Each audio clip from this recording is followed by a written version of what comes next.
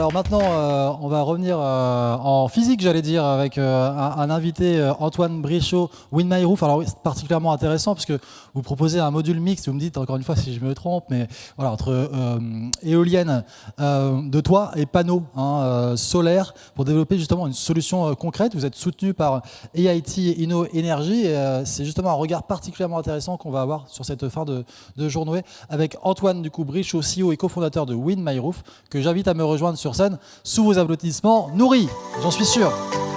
Voilà. C'est gentil. C'est pas gentil, c'est normal en fait. Bienvenue sur scène. Merci. Alors, est-ce que vous pouvez nous faire un rapide état des lieux du mix énergétique des collectivités en France et quels dispositifs vous voyez se mettre en place pour développer notamment la part d'ENR, dont on parle beaucoup en ce moment? Oui, bien sûr.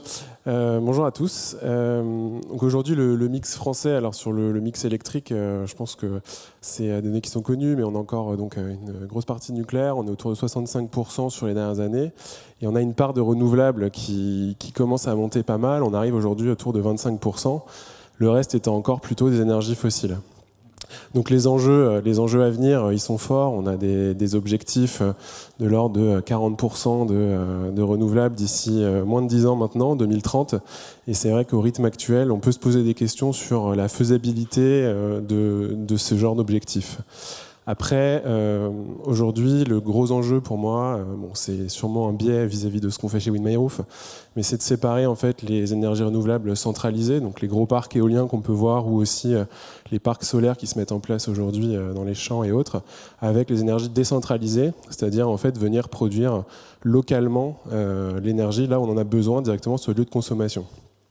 Pour vous donner un ordre de grandeur, aujourd'hui, les pertes en ligne qui sont liées au transport de l'énergie en fait, du point de production au point de consommation, on estime qu'en France, il y a à peu près un réacteur nucléaire sur les 56 qui ne sert qu'à compenser finalement ces pertes-là.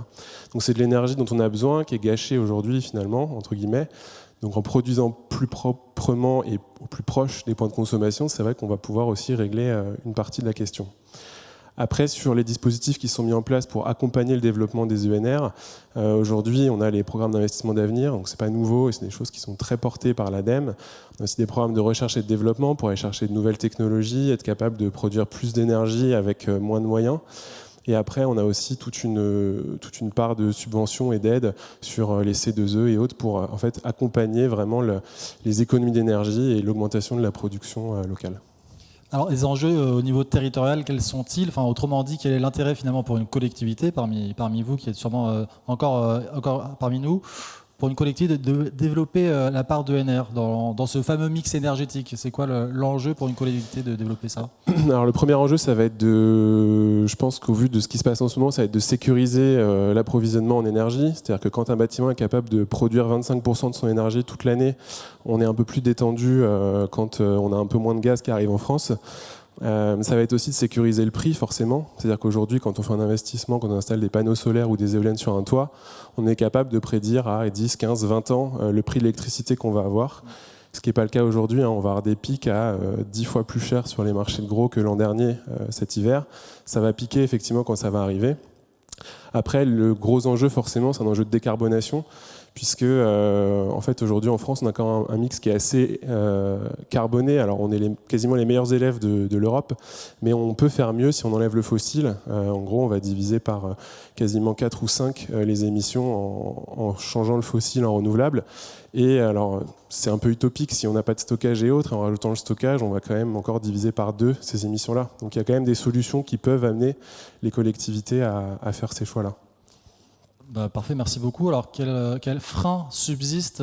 C'est souvent au niveau réglementaire que ça se passe, bien que parfois il soit assez créatif, mais au niveau réglementaire, c'est quoi les freins et quelle prospective on peut avoir à ce niveau, d'après vous? Alors nous, ce qu'on observe, donc je vais ramener à ce qu'on fait chez Wind My Roof, mais c'est vrai pour moi il y a 2 freins principaux.